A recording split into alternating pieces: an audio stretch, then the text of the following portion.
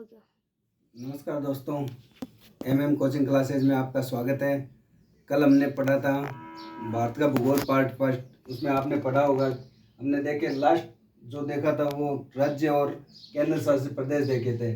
आज उसके आगे से शुरू करते हैं, ठीक है। तो ये जो अपना देश है भारत, इसके अंदर 28 राज्य और 8 केंद्र शासित प्रदेश हैं। अब जो ये भारत है इसके अंदर कितनी जनसंख्या है ये तो आपको पता है कि 2011 के अनुसार 121 करोड़ जनसंख्या है। लेकिन ये जो संसार है, इस संसार के अंदर कितनी जनसंख्या है ये आपको पता है क्या, कितनी है? चलो कोई बात नहीं पता है, फिर भी मैं बता देता हूँ। 2013 के आंकड़ों के अनुसार 714 करोड़ जनसंख्या जो है पूरे विश्व में है। और पूरे विश्व में 713 करोड़ जनसंख्या है। उन 713 करोड़ में से लगभग 300 करोड़ जनसंख्या एशिया महाद्वीप के दो देश हैं, चीन और भारत। इन दोनों के अंदर निवास करती है। और अब वर्तमान स्थिति देखी जाए तो अपना जो भारत है वो जो नए आंकड़ों के अनुसार पूरी दुनिया के अंदर जनसंख्या के क्षेत्र के अंतर्गत 1 नंबर पे है, ठीक है। उसके बाद में अपने भारत की बात करते हैं कि भारत के उत्तर के अंदर हिमालय है, ठीक है। हिमालय पर्वत जो है हमारे दूसरे देशों से रक्षा भी करता है।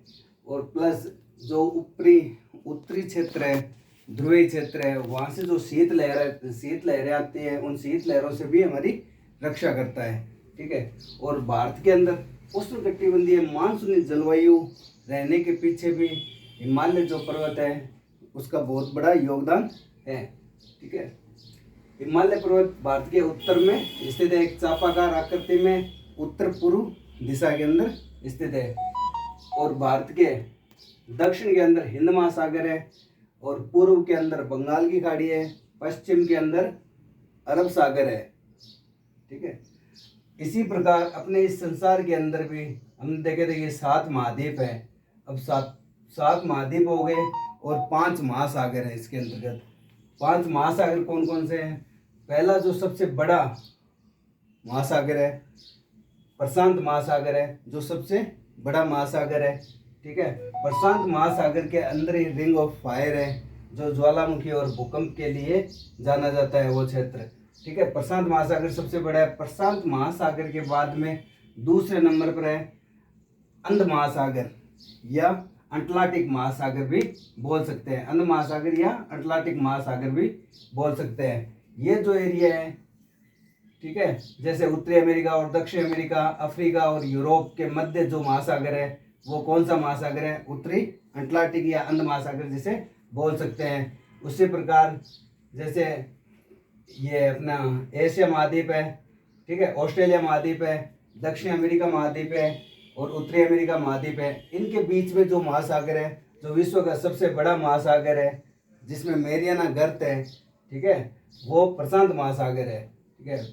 पहले नंबर का प्रशांत महासागर हो गया, दूसरे नंबर का अंध महासागर या अटलांटिक महासागर हो गया, तीसरे नंबर का हिंद महासागर हो गया, ठीक है, और चौथे नंबर का आर्कटिक महासागर हो गया, और 5वें नंबर का अंटार्कटिका महासागर, या फिर हम ऐसे भी कह सकते हैं कि उत्तरी ध्रुवीय महासागर और दक्षिण ध्रुवीय महासागर। ये जो एरिया है ऊपर का, ठीक है, उत्तरी अमेरिका के ऊपर की साइड में ग्रीनलैंड और एशिया महाद्वीप, यूरोप के उत्तर में आर्कटिक महासागर है। इसी प्रकार दक्षिण के अंतर्गत ये जो है अंटार्कटिका महासागर है, ठीक है, जिसे दक्षिण ध्रुवीय महासागर भी बोला जाता है। अब अपन बात करते हैं अपना जो भारत है। मैंने आपको बताया था पहले कि अपना भारत भूमध्य रेखा से और 876 किलोमीटर ऊपर की तरफ स्थित है।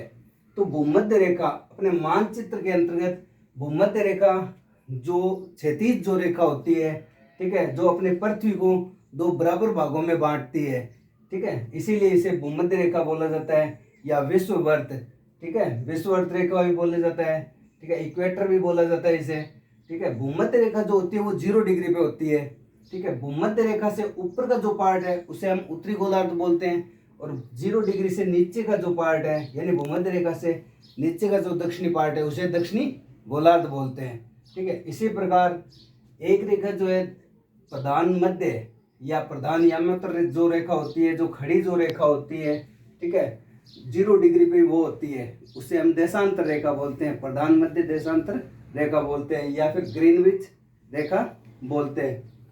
जो ग्रीनविच जो रेखा होती है उसके पूर्व और पश्चिम, वो भी संसार को 2 भाग में बांटती है, पूर्वी गोलार्ध और पश्चिमी गोलार्ध, ठीक है, जिससे पूरे समय का निर्धारण होता है, पूरे विश्व के समय का निर्धारण होता है। कौन सी रेखा से?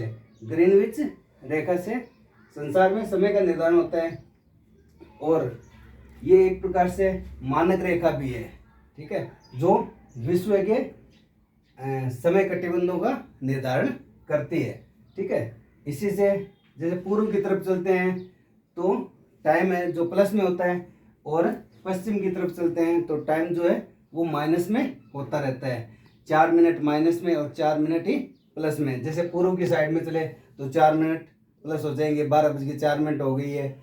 उसके बाद में जैसे जैसे देशांतरों को पार करेंगे, ठीक है, देशांतर टोटल, देशांतर उत्तरी गोलार्ध और पूर्वी गोलार्ध और पश्चिमी गोलार्ध में, ठीक है, दोनों मिला के 360 देशांतर रेखाएं होती है, ठीक है, और अक्षांश रेखाएं उत्तरी गोलार्ध और दक्षिण गोलार्ध दोनों में 90 डिग्री होती है।